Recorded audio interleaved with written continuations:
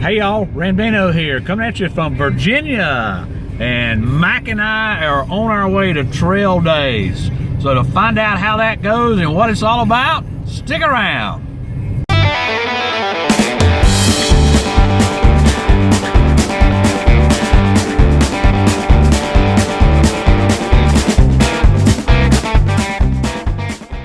So I wanted to try to give you a little idea of the experience that I had at Trail Days, since this was the first time that I've ever been, but also just to kind of show you what it's all about and what you can expect when you go next year. And hopefully if you're part of the hiking community, you'll do that. So let's just go ahead and dive right in. Well, what is Trail Days? Well, Trail Days occurs in Damascus, Virginia at about the same time every year, and it's timed to coincide with when the greatest concentration of no-bow thru hikers are in the area. So a lot of the thru hikers that are there actually hike into and time their hike with being in Damascus when Trail Days occurs. If they're not in Damascus during their thru hike, then they're either north or south of Damascus, and so typically if they're not too far away, they're going to catch a ride to Damascus to be a part of Trail Days.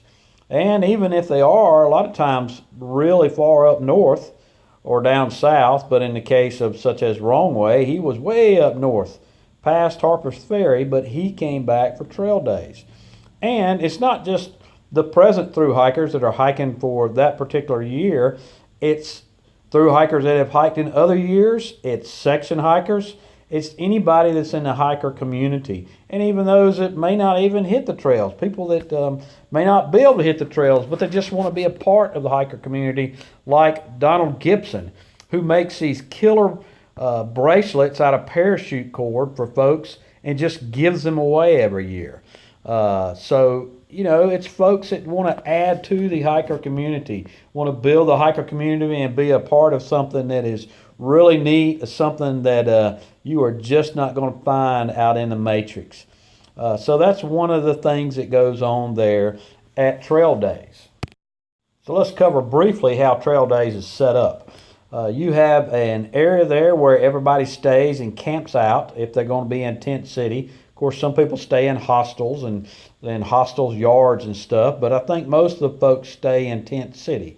And to do that, you have to pull up to this area, and there'll be a tent there in the parking lot with a whole bunch of porta-johns there, and you pay your parking fee, which is $20, and that's $20 no matter how many days you're there, one parking pass. That gets you into all the city lots, which is usually 2 or 3. And then you pay for your camp spot or the right to camp somewhere. There's no reserved spot, but you pay to camp there, and it depends on how long you plan on staying there is how much you pay. So if you come there on a Thursday and you're going to be there all weekend, or just if you show up on a Thursday, I don't think they differentiate between people who are leaving, but if you show up on a Thursday, it's $20. If you show up on a Friday, you pay $10, and if you don't show up till Saturday, you pay $5. So we got there on Friday, and we had to pay $10, even though we weren't staying through the whole weekend through Sunday. Even though we were just staying overnight, we still had to pay $10 per person, not per tent, but per person. So we had to pay the $20 plus 10 for each one of Mike and I, so that's another $20. So it cost us $40 just to stay there. Now there's 2 places in Tent City. You can stay in what they call the quiet or family area, or you can stay down in the woods where it's the not so quiet, not so family, kind of sort of partyish area, I suppose. But the family area, it was quiet. Didn't have to worry about a whole bunch of mind-altering substances being around my daughter or other people. So it was kind of segregated from that. It was out in the middle of the field, so during the day it was hot. It wasn't like it was down in the other section where a little rowdier crowd. They were back up in the woods out of the sun, so that's kind of nice to be in that situation. If you're going to be staying in Tent City in the family quiet area, it's better to get there sooner rather than later, because you can get a spot that's closer to the tree line and out of the sun, and that because the sun does get pretty hot there. But there's plenty of people that have large shelters that they'll be glad to let you share in their shade. A word about parking. Parking is very limited, and once you get there and park, you can't really drive to your campsites. You're going to have to just dump your bags out, get paid, and get to your campsite, and then you got to move your car. You can't just leave it sitting there because parking's at a premium, and most people park their car and they really don't move it for the weekend because everything's pretty much within walking distance. So no need to worry about the parking as long as you get there early. There is some private parking there. I didn't see anybody really struggling with parking. And then also there are trams that the city provides or the town provides that run back and forth between the vendors and between Tent City. So there's transportation there. It doesn't cost anything for those trams. There's probably 2 of them running at a time, and they are free. So they come by probably every 15 to 20 minutes. So you don't have to worry about being able to get around. Most people just walk around. As far as safety goes, not one time did I feel like there was any matter of safety, no matter what section of the campground or the tent city I went to, be it down in with the party crowd or up there with the family crowd or walking around anywhere. There is plenty of law enforcement presence there from multiple agencies. So never one time did I feel threatened. They leave folks alone pretty much, I felt like. I didn't see anybody being hassled by them. They weren't just hovering around trying to see who was doing what. Obviously, if you were doing something out in the open, you shouldn't be. So, they would have a problem with that. Drinking is, while it's not necessarily advertised, I didn't see any beer trucks there, anything like that. But there's lots of folks toting cases around beer in front of the law enforcement going back to Tent City. And as long as you didn't have an open container and you had it in a red Solo cup or a blue Solo cup or whatever, then they did not have a problem with that. I did do a little research and found out during the entire trail days there was only 8 arrests, and those were for people that most of them were for marijuana. I think I had one of them I saw was for LSD, but those were people. Maybe one of them was for public intoxication, but those were people that were probably just flagrantly doing it out in the open. I saw a tactical team walk through the party area, and they were not really trying to hassle anybody. They were just walking through there. So, and in fact, Sheriff Houndshell or Chief Houndshell with the Damascus Police Department said that it was a great weekend, and there was very little problems or anything, and it went really well considering how many people were there. Overall, local law enforcement was very happy with the way it turned out and everybody's behavior from all accounts that I've read. And so I think that's great that the hiker community can come together and have a little bit of a party and a little bit of fellowship, and there not be any more problems than they had. Those are isolated, and you're always going to have that possibility of occurring when you get 2,000 folks together that just kind of want to get together and have a good time and let their hair down. So I think that's a great testimony to the hiker community and what good people there are that inherit the hiker community. As far as places to eat, there are food trucks there that are in the vendor section, and there is also uptown there is a One Diner that you can go to and eat there. Does get pretty crowded. It can be a waiting line there. It's not that long. The food's good. Prices are reasonable. There's a few other places to eat uptown. And then one of the really neat things is that a lot of the churches come together and provide food free of charge for hikers. So that was really neat to see that. They do it as an outreach. At no time did I feel like somebody was trying to shove a track in my face or anything else.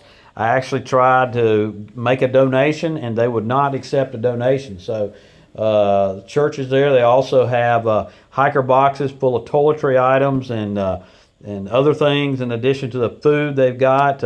Plus, they offer free haircuts and massages and just stuff, clinics for your dog if you're hiking with a dog, and it's just all kinds of stuff that they do to give away just out of the goodness of their heart. They have laundry trailers. They'll do your laundry for you. They have shower trailers where you can take a shower, and then the town also has some showers down at the pool and places. And of course, there's porta johns for you to do your business in as well. Mac and I went to the grocery store before we got there and bought, $30 worth of food that we could cook at our campsite if we needed to, not being there before and not really knowing what to expect. And we never used any of it because there was so much food that was being given away or opportunities for us to get us food from somewhere. So food is not going to be a problem. They say you pack your fears. I always tend to pack more food than I should, even on the trail. I definitely did so here. Vendors. If you want to come see every gear vendor just about and on demand, then this is a place for you to come and get decent deals on gear because most everybody's offering 10% off on all their gear. So if you want to come look at stuff set up, crawling in and out of it, put it on, walk around with it, try on shoes, maybe get some gear given away to you, ask questions, whatever you want to do, this is a place to come do it because this is the largest concentration of gear vendors that there is at any one given point. So come here if you want to spend a ton of money on some gear.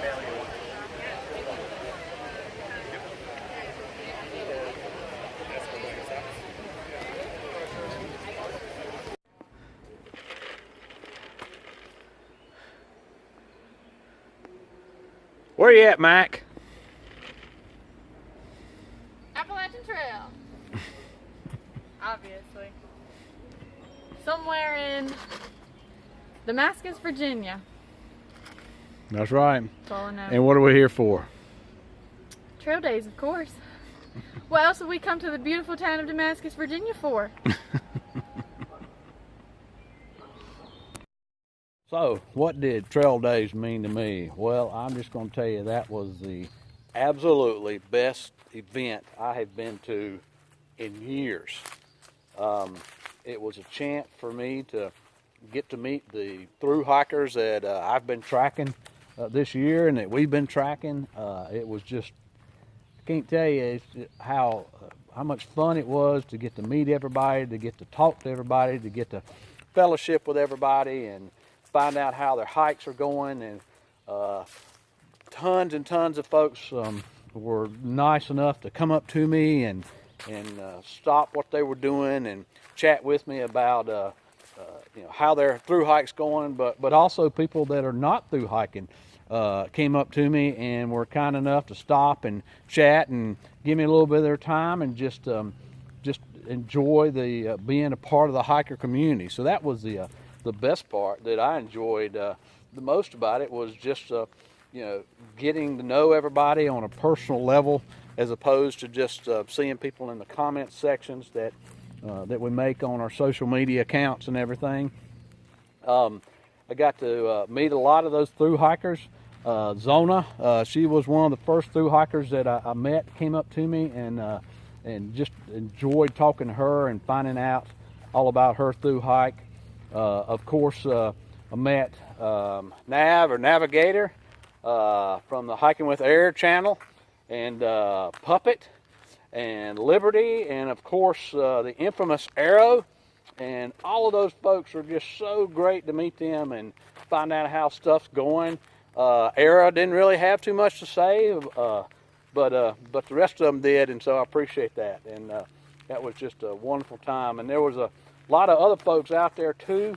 Let me see if I can recall some of those names.